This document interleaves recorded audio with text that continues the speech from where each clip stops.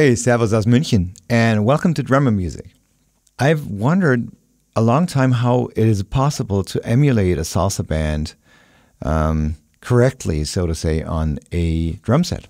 And there's a lot of really good videos on this topic, no doubt. But what for me always lacked was the connection between the parts that you play on the drum set and the actual parts of what the players play in the percussion band. So I created this video to show what salsa percussionists do on their instruments and how that can be transferred correctly, so to say, to the drum set. So let's get going.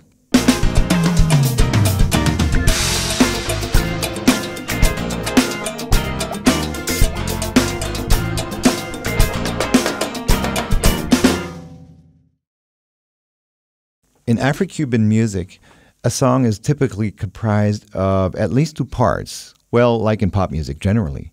And this is a verse part, a chorus part, and something that is more improvised called the descarga, which is the Spanish word for discharge. It's a discharge of energy. It's a part where people get really lost and dance a lot. So the verse part normally is the quieter part, and the chorus part and the improvised part are the louder parts.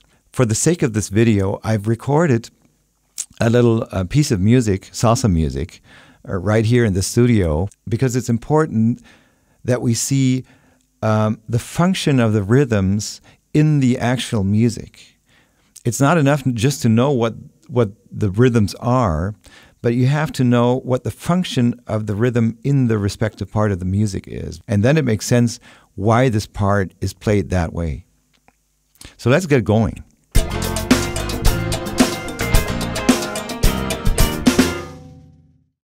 Let's start with the conga pattern in the verse. So what does the conga player play in the verse part of a salsa song?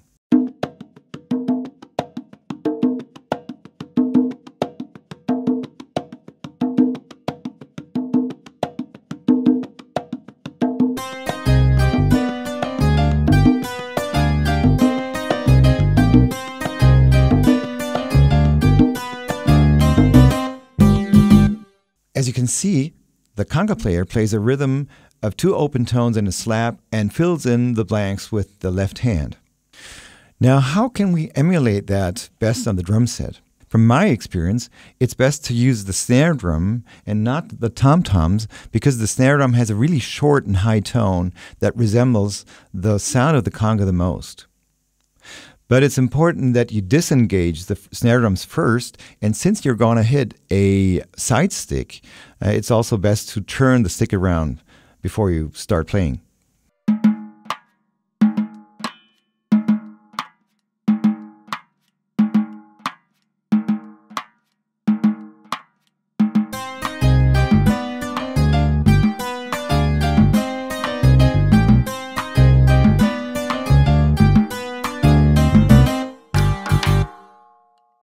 The second player in a salsa band is the timbalero. He plays a set of drums called the timbales, and those drums are made from metal. And in the verse part, in the quieter part of the song, he only plays on the side of the drum. He plays a rhythm called cáscara, which is Spanish for the side of the drum, meaning the shell. So it's the shell rhythm.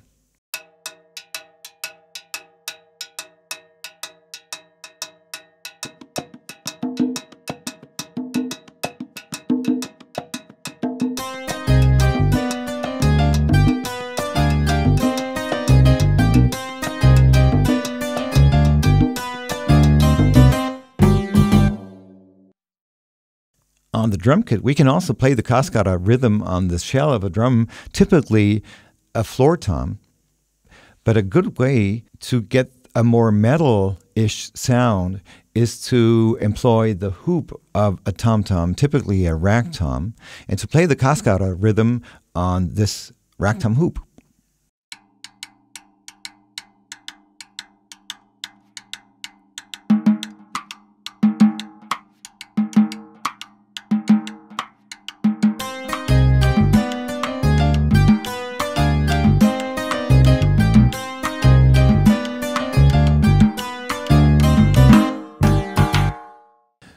Now, the timbalero still has one hand free. And what does he do with this one hand? This other hand can play a soft rhythm on the bigger drum, but also play a clave rhythm on a jam block or a real clave or a wood block.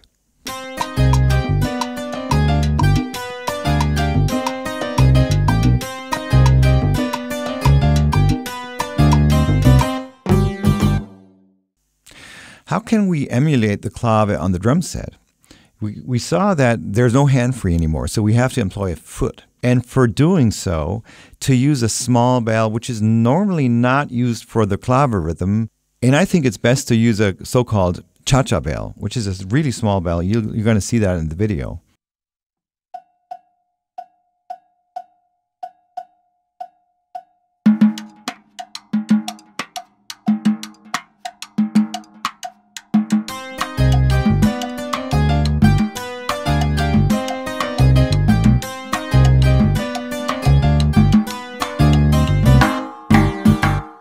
We could also use a jam block on the pedal on the left foot, but then for the chorus, we would have to have a second pedal with the bell on it.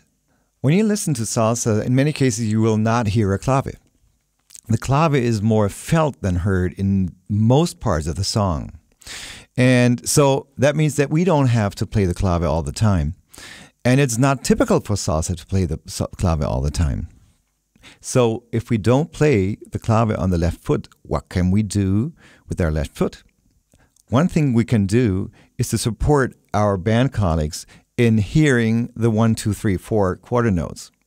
Because that's sometimes really hard in salsa. You don't know where the 1 is. So in making their lives easier, it's good to play quarter notes on the hi-hat. And that sounds like this.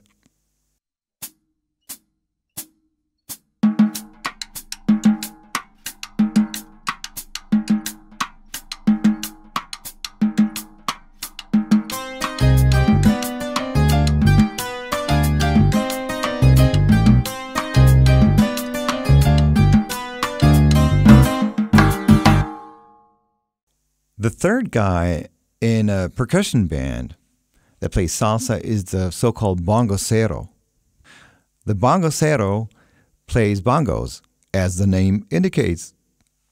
But he only plays bongos in the quieter part of the song. The basic rhythm that he plays is the martillo. Martillo means a little hammer.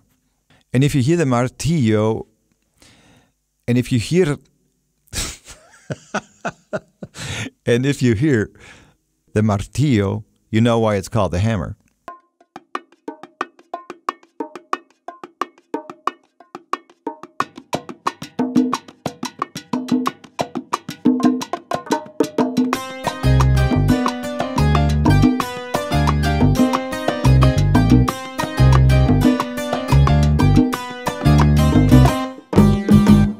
There is no way for us to emulate the martillo on the drum set, since we only have one more limb free, which is the right foot. You cannot play a martillo with the bass drum. So is there anything useful we can do with the bass drum on a salsa beat? Yes, there is. We can support the bass player. The bass pattern will sound like this.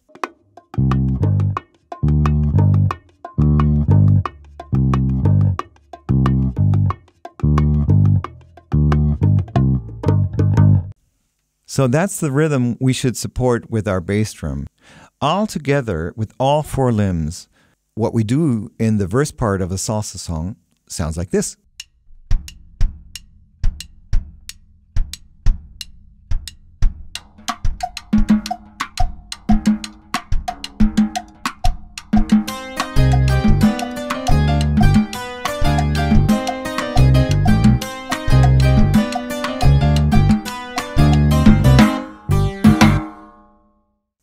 This brings us to the chorus part, or the descarga part.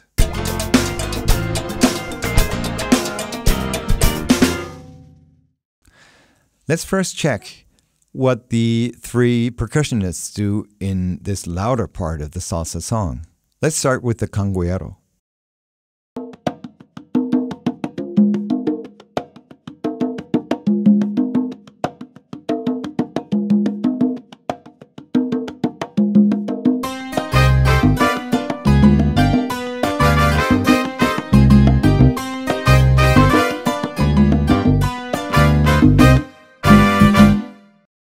conga part now is a 2-bar pattern.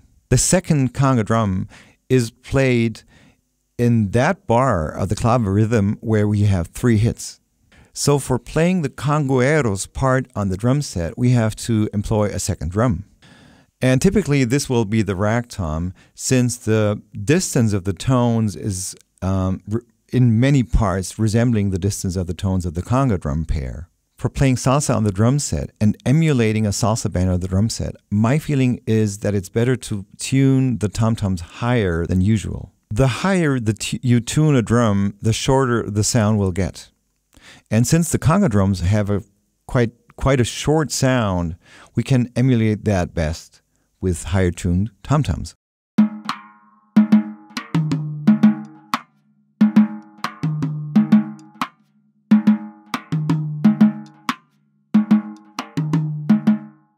When we play the conga pattern on the drum set, we have to switch between the side stick, the second side stick hit, and the tom-tom really quickly. And when we play faster music, it will be impossible to do this. Therefore, I will play the click before the tom-tom hits a little earlier, 1/16th note earlier, which gives me enough time to switch from the side stick, from the snare drum to the tom-tom.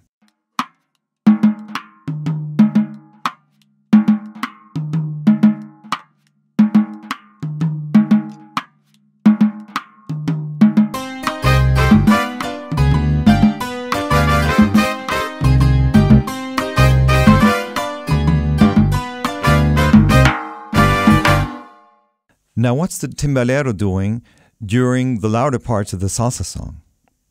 He plays a really busy pattern, just as the cascara rhythm was a busy pattern, but this pattern is not played on a timbale, it's played on a cowbell.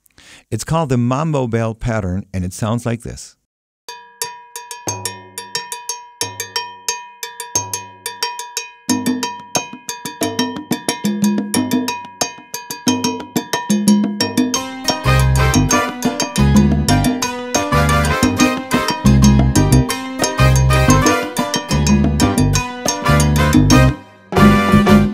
Since the mambo bell pattern is really characteristic for the chorus part of a salsa song, we should also play it on the drum set. For that, you will have to have a kick-mounted cowbell. But many drummers have it in place anyway.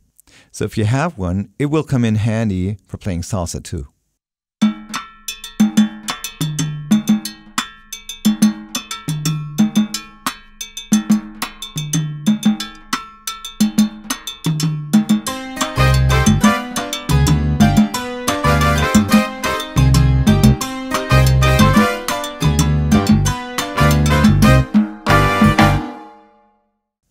So what about the bongosero, the third percussion player in the salsa band?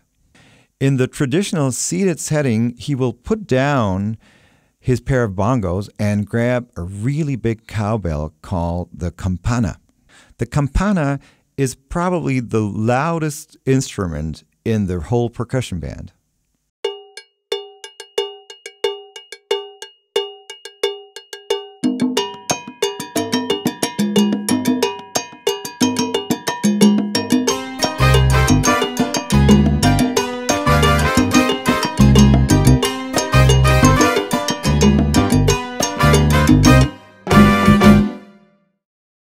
In order to emulate that, we could also use the kick-mounted cowbell on the drum set, but that's already employed for the mambo bell pattern.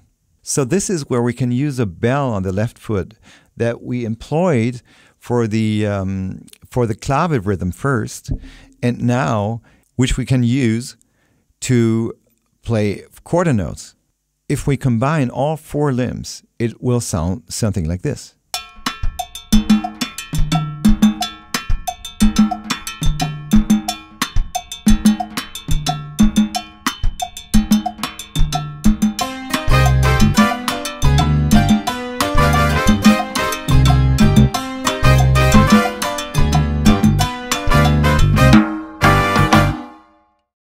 You have probably heard that I've employed my right foot for the support of the bass, just as in the verse. So there is no real change between the verse part and the chorus part in this regard. So that's it for today. Please feel free to leave comments below and see you in the next video.